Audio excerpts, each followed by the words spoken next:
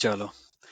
Hello, नहीं listeners, and exactly तो welcome to the latest edition of the Talkie Taka podcast. On the panel today, we have Ashwin and RK, a United heavy panel, with Radhaji, who will probably be dropping in a voice note from Liverpool as he prepares for Klopp's final game at the Cup.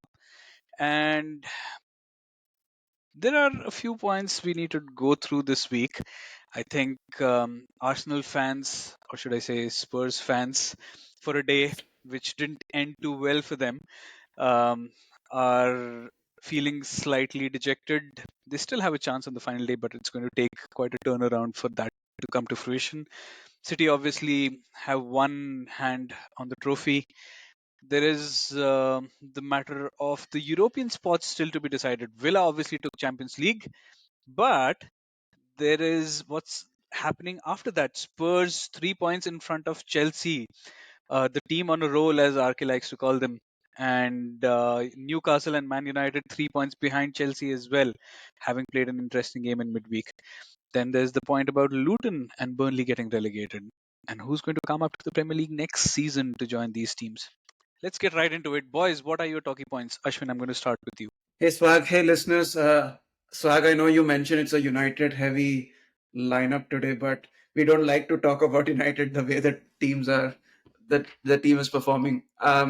So I would probably start with the Spurs City game because that had such an important bearing on the title. And as a United fan, I really did not want City to win again because they would now become the only team to win the title 4 times in a row. And there was this one particular moment in the game where Son missed a really good chance, which is something that is used to finishing, right? Like if there's one person who you would want the ball with, it is Son at that moment in time. And you could see Pep Guardiola's reaction to that also. And you could probably sense the reaction or the non-reaction of the Spurs fans also, because Yeah. the stadium went entirely silent. I think the City fans were silent because they were like, "Oh fuck it, we have lost this now," and the Spurs fans were like, "Oh shoot, Arsenal We're about to win might this get now. a chance now." so, so that is my talkie point slash moment of the week. Unfortunately, it wasn't to be, and yeah, City Yeah, now favorites for the title. as they always are. Okay, you're not going to disappoint me. You're going to get something from Manchester United, I feel. Yeah, as Ashwin said, we don't like to talk about United, but my moment of the week is from United only.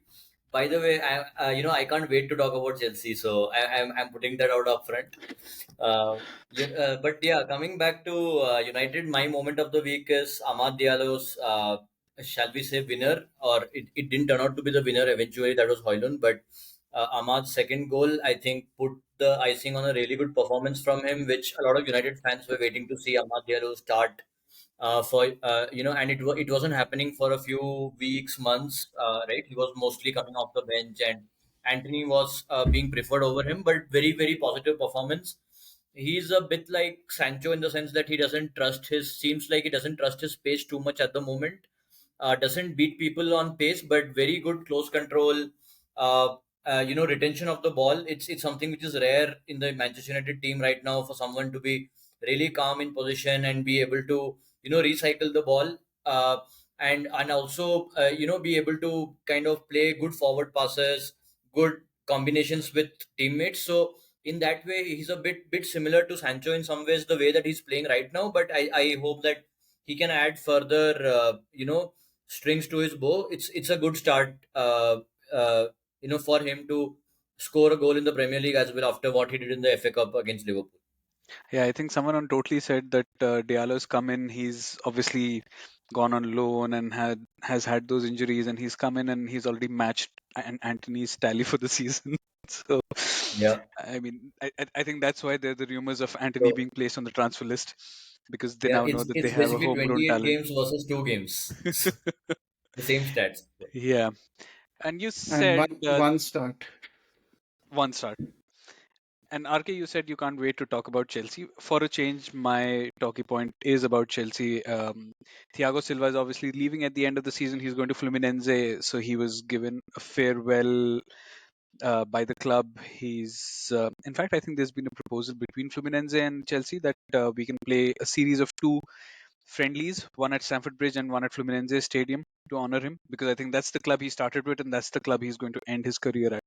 So a really nice moment for a guy who came in at an age where people think that a footballer's career is about to get finished, and he leaves as an icon of the club. So that's a pretty good story for him to end, and hopefully the season is ending on a high so he can leave on a happy note. We'll talk about Chelsea more. I know you can't wait to dig Wait, into it, hold but on, hold on, hold on, hold on. I thought when you're talking about your Chelsea moments and all that, you would not talk only about Thiago Silva and his impending retirement from where European football. What yeah, about the five match unbeaten streak that you four, guys are in? Like four four, wins, four wins four in a row. wins, Yeah, four wins in a row, and one draw before that. yeah. So nothing about that. You don't put Let's just talk everything in about the exec summary. Okay, you don't put everything in the exec summary. You have to wait for chapter 2. I mean, chapter 1 is just a little bit of a mention of the title race, and then we come to the coup de grace, Chelsea and Newcastle and Man United. But you wait. is chapter two, season two of Poch, which ends with the title. I don't know. It's not a Nolan movie, or it's got its own layers to it. We'll see. But let's quickly touch base on this title race shenanigans, and um, I think there was a fair bit to talk about in the Spurs City game. Ortega had a really good performance. Spurs a bit nervy, a bit all over the place. Um, so the moment for me was obviously the Sun thing, but the actual moment was all the discussion we had before and after the game in terms of should Spurs actually go for it. There were apparently fans during the game talking with Postecoglou saying, "Just throw the game, let City win." It's weird. And everyone's obviously had different thoughts about it. Some people say we don't care if our team loses as long as our rivals lose, but then you also have to think about the fact that maybe if Spurs now have an upset loss against Sheffield United, they might end up finishing sixth if Chelsea beat Bournemouth.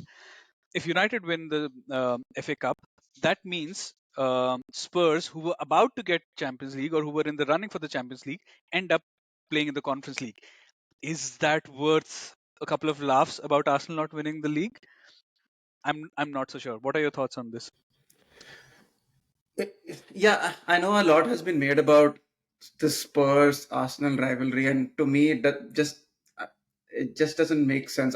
Like, why would you jeopardize reaching the mecca of European football just for the fact that your city rivals are not, winning the title? It's sometimes it like the thought just goes beyond me, and it might be the case because I'm not from North London and like I don't understand the rivalry the way these guys do. But like as a fan who's not grown up in England, it just baffles me that people think like that.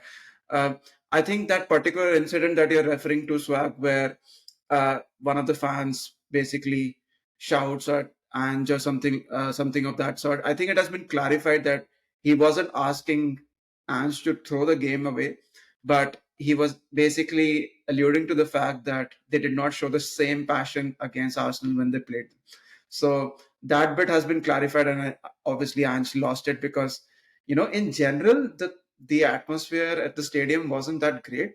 I definitely feel that the players were really professional. Vicario was just like prime Buffon in the first 20-25 minutes, and then he made some really good save. I think the Foden one specifically, where Yeah, Foden tried to lob him over. That is the one save that I feel that Bentancur, the passion that he showed when he was the okay. You don't condone what he did, but it yeah, showed that he was up for it. He wasn't there as a passenger. 100%. 100%. And then and I mean, of course, City in the first half were still nil-nil, right? Like, so they could have just bottled it. Arsenal just needed the draw from this particular game, and the title would have been in their bag. um Having said that, like, I think the game in itself wasn't a classic. It was a professional performance from City. They got the job done. They got that Haaland goal. And that's the beauty about City. They're so relentless. They remind me of the 2007-8 United, 2012-13 United, who were just relentless. I mean, they could go on this run, and when you expect them to drop points, they will just find that goal out of nowhere, and that's how that goal came in as well. De Bruyne with the pass, and Haaland with the tap in, and then finally Haaland rounding it off as well. Um, I think that Son miss would be talked about a lot, just because it is a Spurs player who could have you know got the points for Tottenham, and it's on. For Like, he Arsenal, you mean? doesn't for Arsenal, yeah, and he doesn't miss those chances quite often, right? Like, he's quite clinical usually. Um, it's but it is what it is. Like, I really feel that the players were definitely going for it. The fans maybe not so much. Um, I think some of the fans were still cheering their team on, but it wasn't the cauldron that it usually is. So yeah. Yeah. RK, any thoughts on Yeah, this? that Son miss reminded me of post game. What became viral was Son and Pep really sharing a big laugh together. It was, and all the memes circulating that payment has reached you and stuff like that. So it was really I I unbelievable I that. I also actually saw one. I mean, this is for Bollywood lovers who like. If you've seen Hera Fairy, it was 50 रुपया काट overacting का. So it's like Pep saying, Yeah. इतना भी पास नहीं जाना था गोल के. Right. Yeah, so it was a killer. I can imagine what Arsenal fans must have felt watching Son miss that, and I like like just a few minutes before the pod, I think I shared a video with you guys about similar angles and how many goals Son has scored from that position in the past. So definitely very disappointing for Arsenal fans. I can assume Spurs fans jumping in joy when that when Son missed that chance. I also can't empathize with Spurs fans at all. For the same reasons that you listed. I remember one interview that some British reporter was having with a Spurs fan, the group of Spurs fans, where one of them says about the Champions League thing. He says that in 20 years time, no one will really remember that Spurs went to the Champions League in 2024 and went out in the first round. People will just remember Spurs kind of gifting the title to Arsenal is what they will remember. But while that is true that people will remember if Spurs gift Arsenal the title, it's not something that at least I can empathize with at all. If I was in the same boat, I would be completely supporting my team and trying to get through the Champions League, especially if it's a club which is not used to that Champions League so much. And I can feel that because United are not that used to Champions League anymore, right? So if I was in the same boat, I would definitely be wanting Spurs to put one over, and that Yeah. was my same feeling when United played Arsenal. It's a very different thing. Arsenal United is a much bigger rivalry. It's not something where fans can easily choose between City and Arsenal. It's I think Liverpool is very easy to choose that Liverpool should not win the title, but Arsenal and City, while we will choose City, it's not the same way. So we I for one can completely understand where Ange came from. All the huge rant that he's doing, there's a risk that he kind of alienates some of the fan base, but I think their behavior. I know a lot of people will find it understandable, but I found it kind of bordering on pathetic Yeah, and kind of reflecting of what Spurs fans yeah. and Spurs history is for me.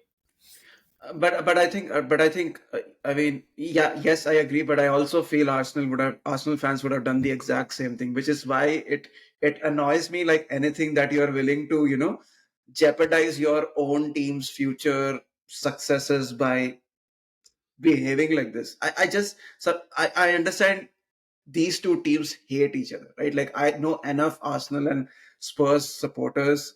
Like, some of them are really good friends of mine, and they just hate each other. It's just annoying. I think, see, the fact of the matter is that there are probably some Spurs fans who probably thought that, okay, Villa are probably too far ahead. They have 5 points ahead.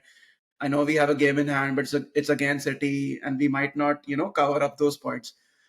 But to not show up in the game is, especially in a game like that, it just doesn't make sense.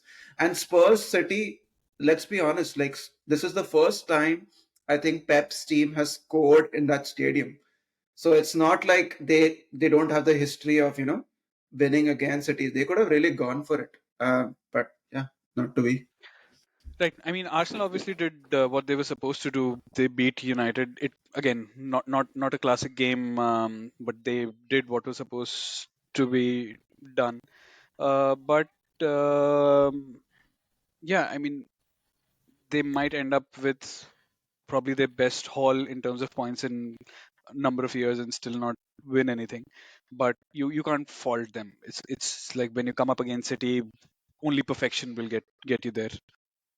Yeah, I know Radha is not here, but he can probably vouch for a few seasons where Liverpool were near perfect and still lost the title.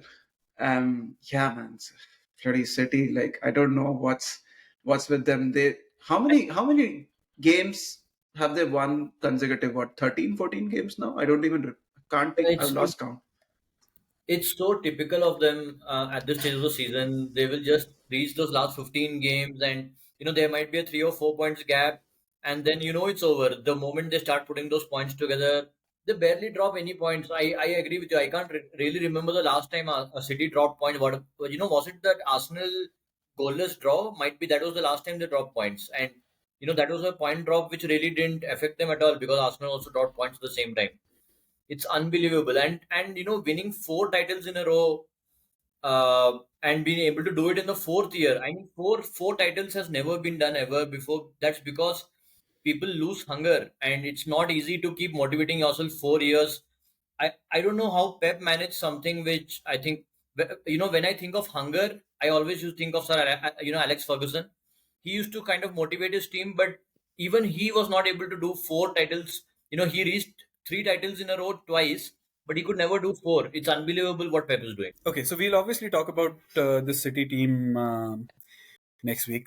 Either they would have won a fourth in a row, or I mean, I'm completely Team Arsenal for the final day, but that probably means that they're not going to win. Let's talk about what RK is itching to talk about, this race for fifth, sixth spot and Chelsea on a spring roll. So obviously Spurs we've talked about, and they've obviously gone down a drain in terms of form, and they have these three teams coming up behind them. Chelsea obviously in a fine vein of form. It finally seems like things are finally clicking together for Poch's men. There is Caicedo who's come into form. There is James who's come back from injury. He's obviously gotten a red card again, and he'll miss the next 4 Premier League games. But uh, he's back. He's fit at least. Then the injury list is down to single digits. I think it was 4 in the last game, which is the smallest it has ever been this season. Which still means Romeo Lavia is still out, but that's okay. I think we can live with that. But yeah, definitely happy with how it's going.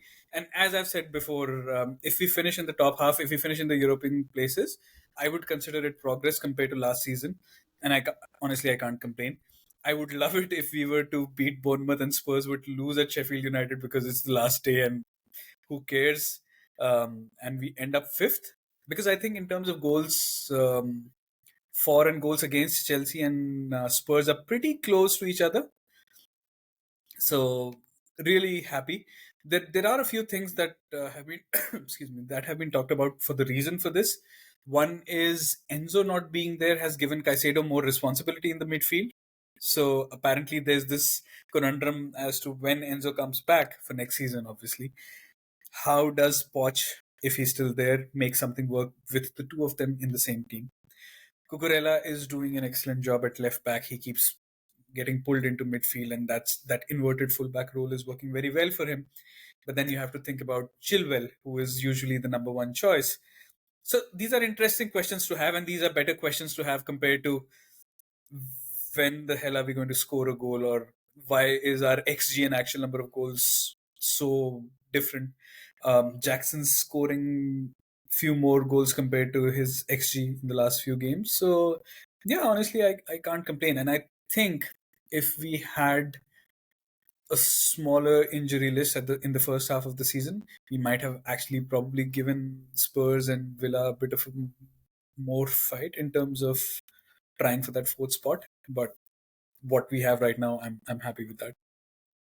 Okay, the you floor know is that's yours. the benefit of when your XG is overperforming your actual goals, or your X goal difference is overperforming your actual goal difference. It always shows that there's something to look forward to in terms of silver lining. And I think we started talking about this briefly in Feb, but there were too many false dawns. It looked like things were getting better slowly, but there will always be that freak, bad result and bad performance, which always used to come maybe every couple of games, once every couple of games, once every 3 games, because of which people were still, talking of all the bad body language, all the bad news, all the noise coming out of the camp, etc., etc. Right? But I think, you guys talked about the last 5 games, but it's actually been on since February, and it's now 14 Premier League games, if I'm not mistaken, where Chelsea have lost only one game. They have Hmm. won 8 and lost 5. If I am, I you think know, ever since Boxing Day, we are fourth place in terms of points scored behind the top three, yeah. which is the actual top three. Right. So, and when you look at the kind of job that he got into, I think even more than Ten Hag, Posh had the toughest job in the Premier League. He was handling a, $1 billion plus investment, lot of really young players. We have seen how immature those players are on occasion. If you give them the rein, it can get really messy there, and that's what he's been dealing with. Uh, Last season we were talking of having like Chelsea having such a huge squad, so there's been so much of upheaval in the squad. People underestimate how tough it is to manage this kind of environment, this kind of group. It's not easy at all, and whenever we judge Poch, we have to think of that. It's not as if Pep or Klopp could have got into this mess, and they would have created a winning team out of it. Uh, so that's always the standard by which I am looking. And even in the knockout competitions, whether you talk of the Carabao Cup, arguably Chelsea should have won that match. Probably if their forwards were in the kind of form that they are in right now, Chelsea would easily win that match. The same goes for the FA Cup as well. I think we would be seeing a United Chelsea final if it was not for Chelsea again missing chances, and then City, as Ashwin was talking about, whenever when it really matters, they seem to crop up and score a goal. So Chelsea almost won the Carabao Cup. They almost reached the FA Cup final, and now, thanks to Spurs, they are almost on the, maybe even having a chance of getting into Europa directly. So, like for me, whatever happens from here, I think Posh has done at least a 7 out of 10 job. It's it's a very credible performance, I would say. Yeah, and I think the one good thing about Poch and something that we know from his Tottenham days also is that he uh, works really well with a young squad.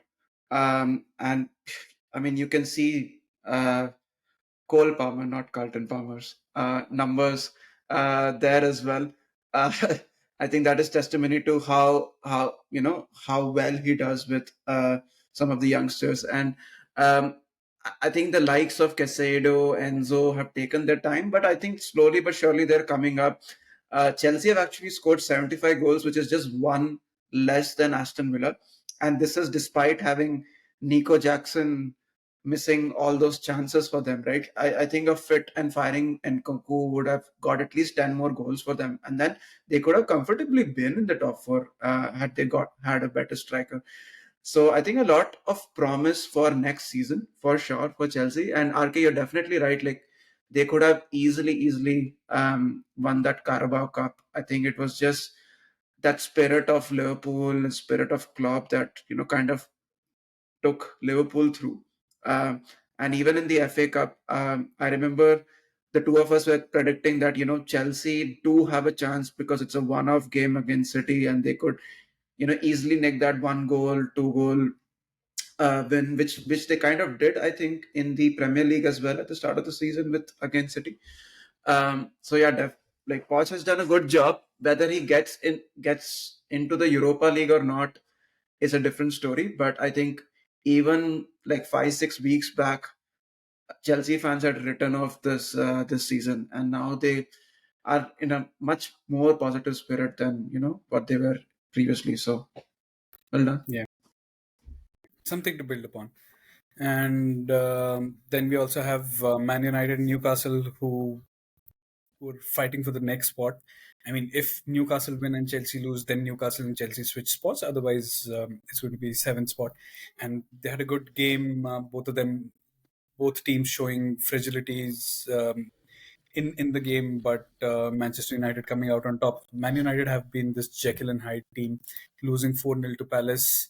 Then a slightly more creditable performance against Arsenal, who were also nervy, and then beating Newcastle with a ragtag bunch of players, including a centre back pairing of Casemiro and Johnny Evans. I mean, Casemiro's played 5 games, 6 games as centre back now. You can probably call him the third best centre back in the squad, or third most consistent centre back in the squad in terms When of you're games. all shit. When they're all shit, you can be third best, fourth best, second best, whatever, right? So, um, yeah, talking about seasons that should be written off, I think United have had one of those seasons. Uh, oh, where do I start? I think the Palace game. I don't know if we have even discussed this, but like the Palace games just showed how bad a team we are and how low we can go as a team. 4-0 to Palace. Like, there's not any Man United team that should be losing 4-0 to Palace. Like you could have played the under 21 team over there and they shouldn't be losing 4-0 to Palace. I think it was just a day where tactics went out of the port. Players were not motivated. We had like injuries galore. Like everything that could have possibly gone wrong went wrong in that game. I don't think Palace were that great also. It was just United being so bad. So bad. And I think Ten Hag kind of changed that in the Arsenal game. He got on Amrabat as number 6, which I feel has added some form of stability, like probably a level above. Still not great, but it's probably a level above. And Casemiro, I mean, like he's a shadow of a player what he used to be. Uh, Casemiro last season could have easily played centre back. I'm confident about it. This season, there's something that has happened to him. He is not able to run back. He is not able to, cover some of those passing lanes that he was so renowned for doing. He is just a shadow of a player, like I said. And there's just no patterns that you have even in the attack. I think it's just Garnacho who's doing something, and then the team does not follow suit, and the press is like all over the place. I just don't know what is going on. RK, I don't know if you have anything to add because I've not been able to find out any tactical consistency there. See, defensively, I agree that from the Arsenal game, the last two games have been much better with Amrabat coming in.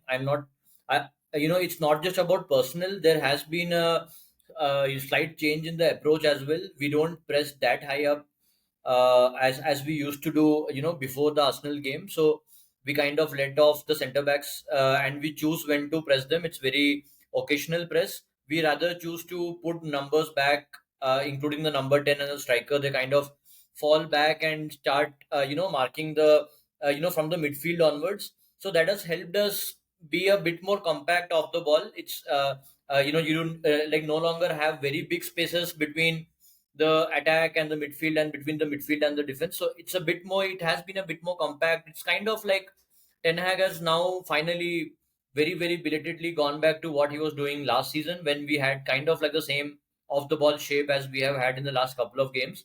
So that is one probably, I would say, positive change. It's not what we want to be. We were all looking forward to having a high press, high intensity team who's having a good rest defense, good off the ball shape. But I think he should have realized this in December or maybe in Jan at least. But he's probably realized it way too late. But that's been the change. Attack Ashwin. I think I differ with you, and maybe I'm one of the minority here. But for many months, I can see some patterns which are there in terms of there are always people between the lines. So that's something which it seems something which is training led. It's not very difficult for us to find people in position. It's just that for a long time we have never had people who are willing to be patient and pass the ball. When you have people like Casemiro at the base of midfield, and he's kind of, I must have been given the license, but irrespective of that, he's always trying to find the last line. it's very difficult to keep the ball and find people close to you. But there's always been a shape where the inverted fullbacks are there, and this like the defensive midfielder is able to find either the inverted fullback or is able to find the other midfielder. With Mainu and Amrabat, people who are ready to recycle the ball, it's more evident, and maybe even Diallo coming in. These are guys who don't lose the ball very easily, so it's helping us. And maybe Bruno playing false nine also helped in that way, because Bruno sometimes can also be pretty impulsive and try to find people beyond the line. But as a false nine, he was also slightly out of the game and coming in the final third only. So maybe that helped as well. But having said that, I think Bruno has been outstanding in the second half of the season when United have been completely failing. He's actually come into his own, and it's a bit like in terms of stats, like what he used to produce maybe a couple of years back. So I don't really have complaints against Bruno, and I'm happy that there's some news coming out that he's had a meeting with the team management, and they want him to stay, and he is also looking favorably at that. So I would say on the ball there are some good signs. And the thing I'm most encouraged about in all this gloom and doom is the youngsters. I think we have five youngsters. I feel we can build around Garnacho, Mainu, Hoylun, Ahmad now, and even Kamwala. I'm pretty impressed. Maybe talent is something which is open to question, but I'm definitely sure that he has the right attitude and the right confidence. So I think we need to find one or two more such youngsters maybe into next season. Have a core of 6, 7 players that we can depend on, and then try to get maybe 2, 3, 4 more players, whatever our budget allows. Try to build a squad which is able to finish top four. And just one more thing, I feel that it's not about the recent results, but I don't think we have anyone really available who can take us to the next level. So for me, right now, every second day I think on this, and I flip between two opinions. But for me right now, my opinion is probably Ten Hag deserves one more season, and uh, to get a fit squad and then see where it goes from there. Okay, let's see how the season ends. Obviously, the FA Cup is the most important game for Man United now. Talking about seasons ending, Ashwin, why don't you give us a 2-minute summary on the FPL season and how it's going for the folks still playing, unlike people like me who gave up when people like Haaland got injured. When your triple captain went bust. I think it's been a great season for a few folks. I think Connor Dean, Mr. Dino, is leading the pack with 2,394 points, followed by Prashant and Ronak. I'm actually on fourth, so yeah, I have a 30-point gap to make up, which I don't think I would be able to in the final game week. But I think a lot of people had a really good week this time around. I personally got 141 points, and that's because I had my bench boost remaining. So yeah, kudos to everyone who has lasted for this while, unlike Swag and Radha, who deserted midway. It's obviously game week 38 is a week which usually has a lot of goals, which is unfortunate because the best fixture this time around is a Spurs fixture, and you can't trust Spurs assets at all, especially when their fans don't turn up, right? So yeah, so if you're looking for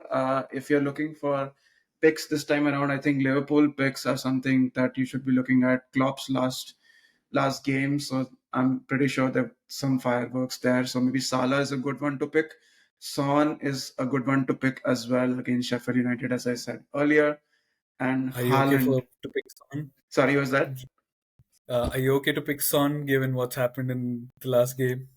Well, I have Son already in my team, and I think now that it doesn't matter, uh, probably Son will score a few goals.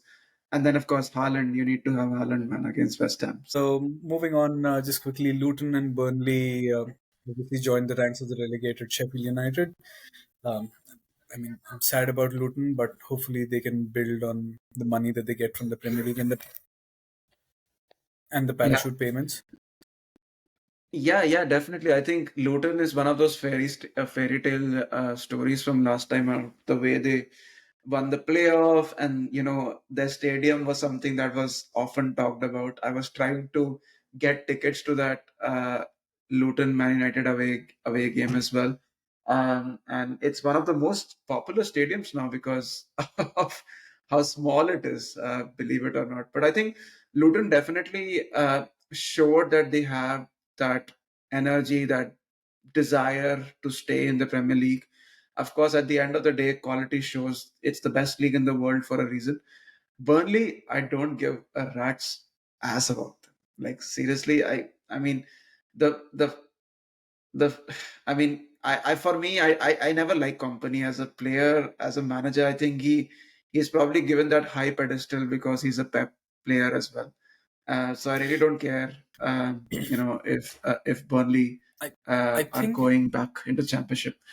I think it Uh, was also a fact of Burnley getting 100 plus points in the championship and playing football the right way, which is why, if I remember correctly, when we did our predictions for the season, even because we don't watch championship that much, None of none of us us had predicted. Burnley being relevant. Yeah, yeah, 100%. I think some positives for Burnley definitely this season, but it's fine. Like, never really liked them. So off you go. Yeah. All right. Then moving to what's coming up on the final day, the City Arsenal battle. And obviously that fight for the final European places and Klopp's farewell. Radha, I'm hoping, is sending us a voice note. If he is, then that's going to follow all of our chat. How do you see the title playing out? I see City thrashing West Ham, marking an emphasis at the end of their thing.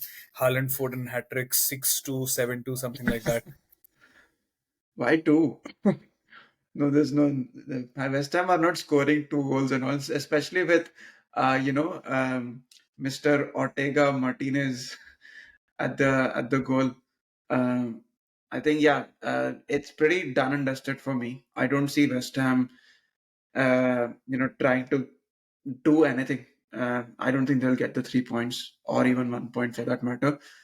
Arsenal would be hoping, but they are facing a Sean Dyche side, which is not the easiest game to play, even though it is at home.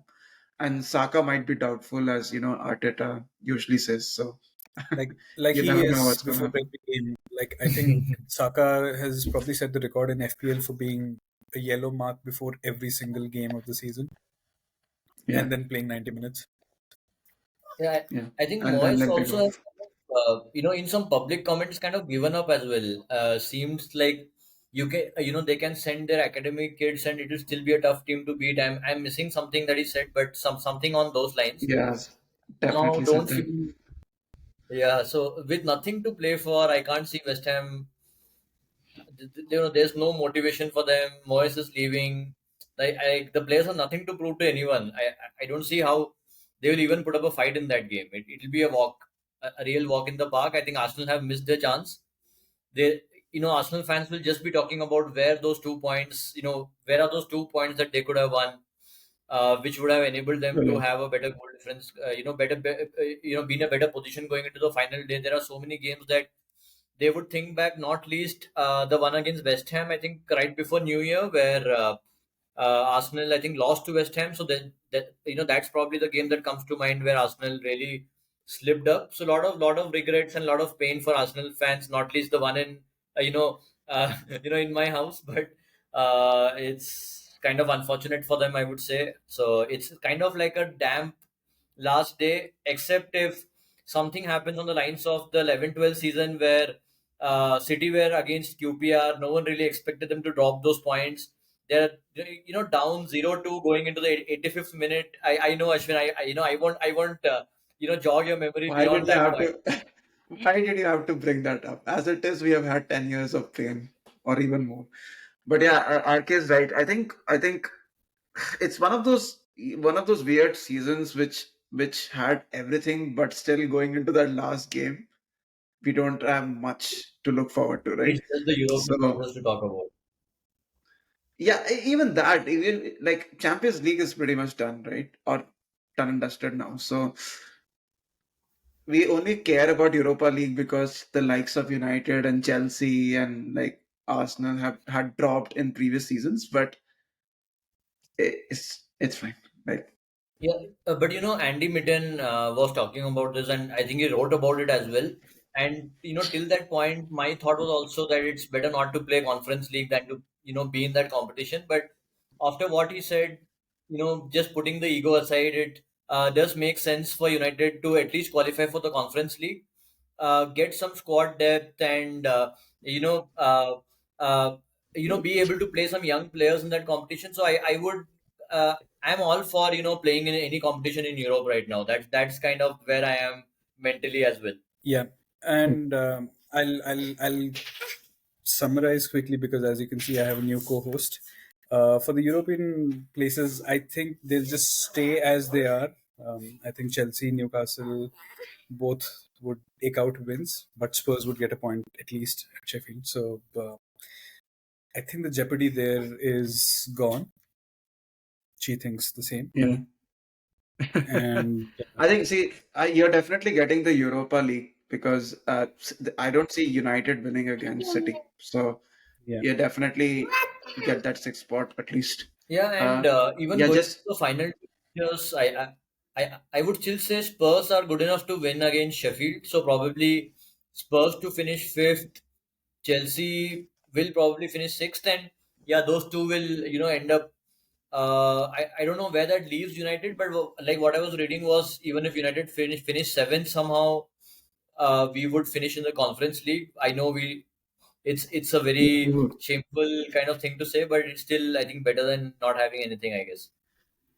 Yeah, and United won't win against Brighton for sure. We have Yeah, lost the last four games, so there's absolutely yeah, no way we're going to win this.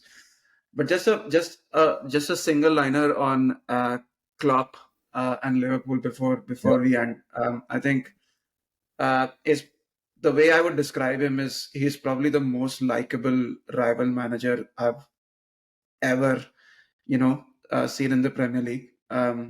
It was just like some of the most iconic events in the last 5 6 years have come under Klopp's reign. So I know he's a Liverpool manager. I so wished he had joined Man United, but we had Van Gaal at the time, and even though he had joined Man United, I think he would have sucked. But uh, to see that man do what he did, he could have probably won two or more titles had City not been on that run.